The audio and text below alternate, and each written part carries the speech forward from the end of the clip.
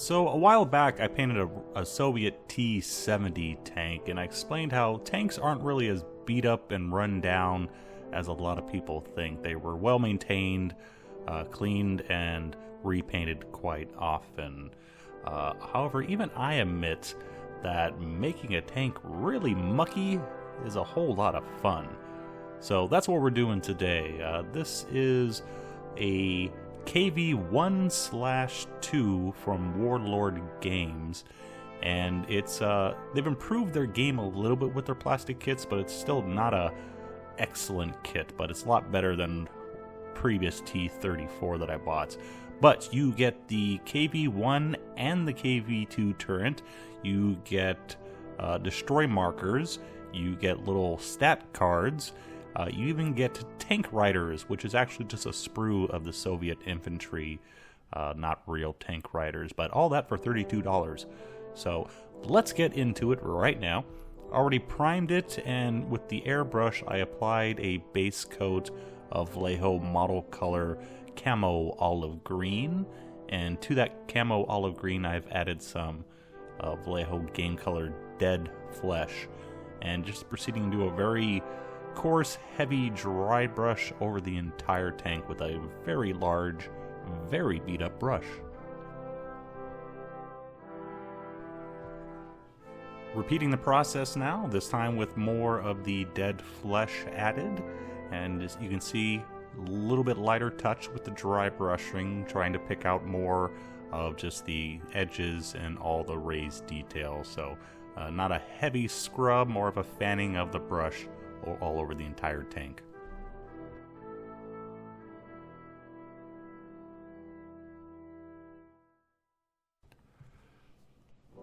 For chips, I am using a torn bit of a sanding pad and some Vallejo Panzer Ace's Dark Rust paint. And not really doing rust here, just as I said, chips, maybe some really dark rust. But to apply rust, as always, you want to be careful where you put the rust, or excuse me, put the chips. Think of logical places they would go along the edges where hands would be placed, or more likely damage would occur to the paint, and the paint is thinner on the edges. I am applying quite a bit of rust here, some on the open panels, but again mostly concentrated in small areas and graduating out from there.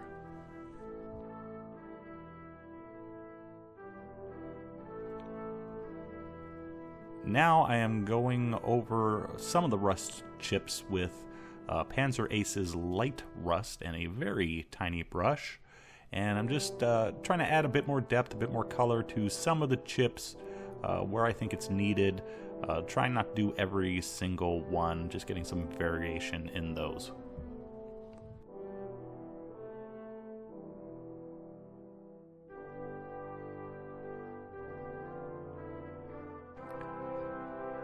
At this point I decided I needed a little bit more color variation in my chips, so went back to the bit of sanding pad and doing the stippling sponging technique, this time with straight Game Color Dead Flesh. Ideally this should have been applied before the rust colors. I'm doing it after. It's okay, but ideally you want this color underneath where the rust is going, not on top of it. But not doing too much of it, just want a bit more contrast and variation in all those little chips.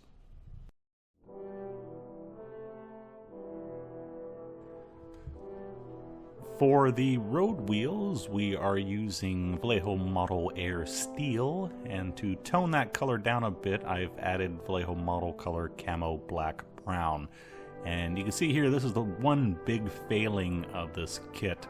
The whole road wheel assembly is all one piece, so the road wheels actually connect to the hull, which is really, really bad.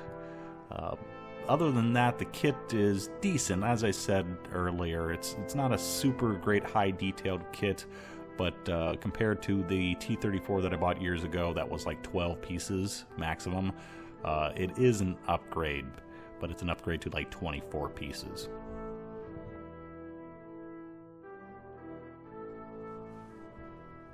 For the tracks, I am using Vallejo Panzer Ace's track primer, cut with about 50% with that same color we just used, Vallejo model color Camo Black Brown. When it comes to tracks, I don't have a specific color I use all the time. You just want something brown, essentially. You can even go into reds, and desert, of course, you can go with lighter colors. I'm always trying something new, and usually by the time you weather everything, it's not going to matter too much about what color you pick, but you want some sort of dirty, dark brown is the main point.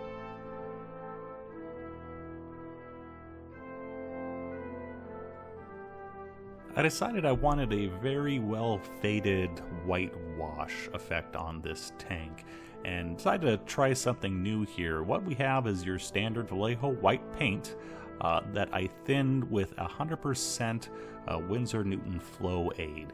And what that does, it slows the drying time, but also makes the paint very delicate.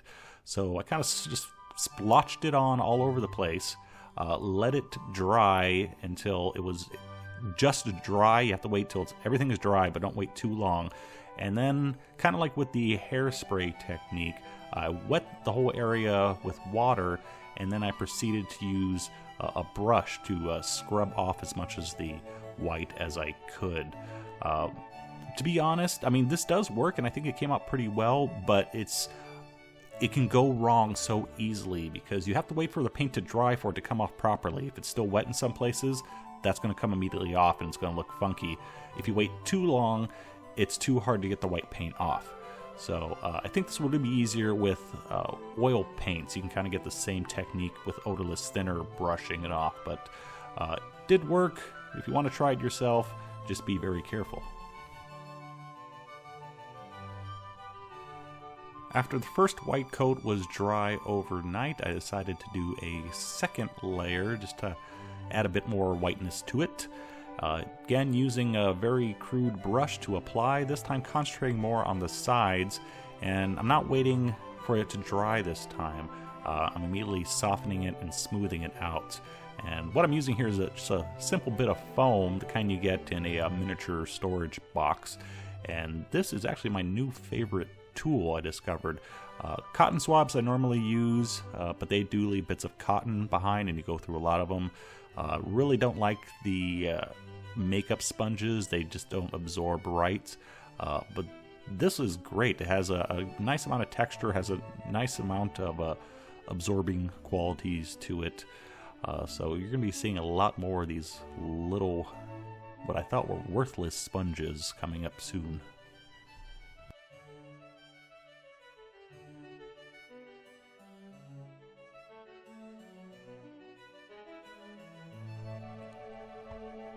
After the white has dried overnight, I'm now going to go and add some dirt, and we're using two colors for that. Both AK Interactive enamel washes. One is Kursk Earth, and the other one is interior or wash for interior tanks. And kind of same thing with the white. On the top, we're kind of blotching it on, and then on the sides, doing streaks.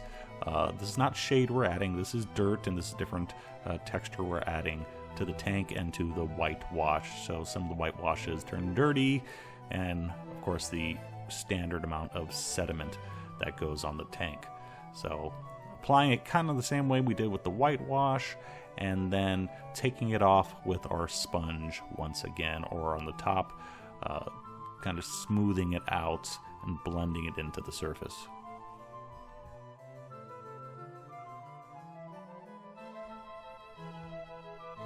Our next wash is AK Interactive's dark brown enamel wash. Now this color is for shade, for panel lines at least.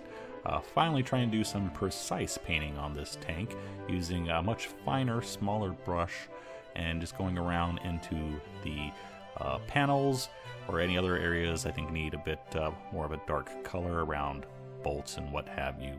And just like the wash before, trying to be more careful here, but any excess we can still wipe away with a sponge or cotton swab or what have you once it dries.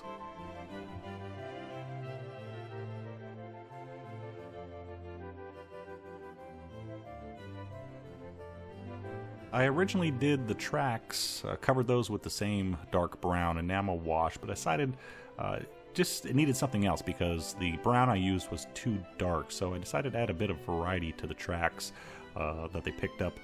Different types of dirt, and the dirt's in, some is wet, some is dry. So I'm just pretty much attacking the tracks with 4 different enamel washes here. I don't even know the exact colors. I think we got desert, or African desert, dark brown, some corroded rust, and I think the Kursk earth again. And you can see I'm just kind of blotching it all on, blending the colors here and there in a few places, other places not. And once I'm all satisfied with where they are, just once again using the sponge to remove the excess and help to blend those colors in a bit more. So we have a fairly appealing colored track here, all modeled with all different bits of vegetation and dirt.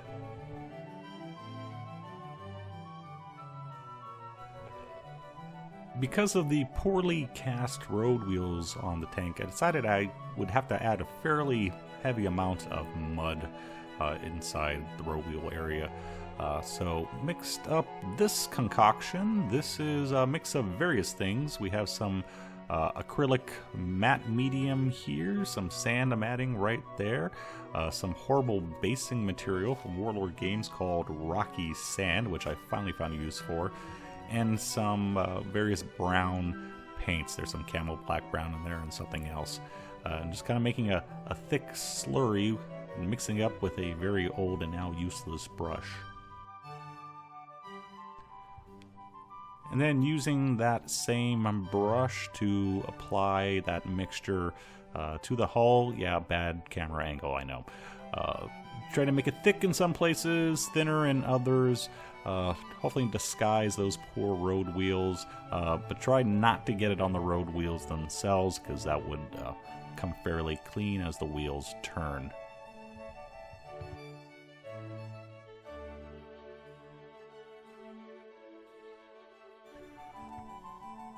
I also applied some with the brush on the front and back of the hull, and decided to apply a little bit using the old child technique of flicking the paint onto it.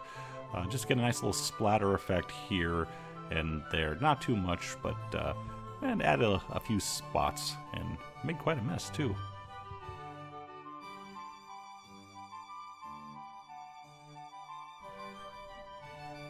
Just to give the mud a little bit more variation, I decided to take some of that terrible rocky ground gravel mix that I had and just sprinkle it into the wet mud.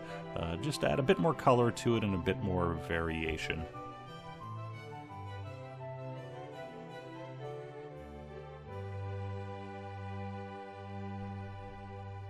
Last thing to do is the graphite powder. Yes, my favorite step.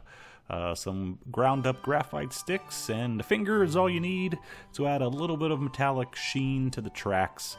Just a little bit goes a long way, and just rub away. Make sure not to touch any of the other parts of the tank while you're doing this.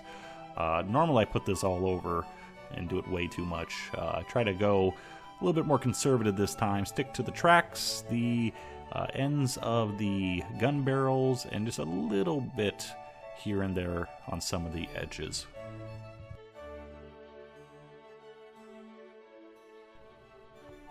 And there we go. Bit of dull coat, flat lacquer, and we're all done with our KV1/2. It's an okay kit. I appreciate the value of it, what you get out of it for the $32, except for instead of the quality of the kit itself. Just those road wheels, man, what were they thinking? But yeah, you get a KV1 and a KV2, sort of. You get a half or a full sprue of infantry that really don't fit on the tank as tank riders, but you can use them as infantry. Again, smoke, damage markers, and little stat cards to make it easier to keep track of the stats of the tank while you're playing.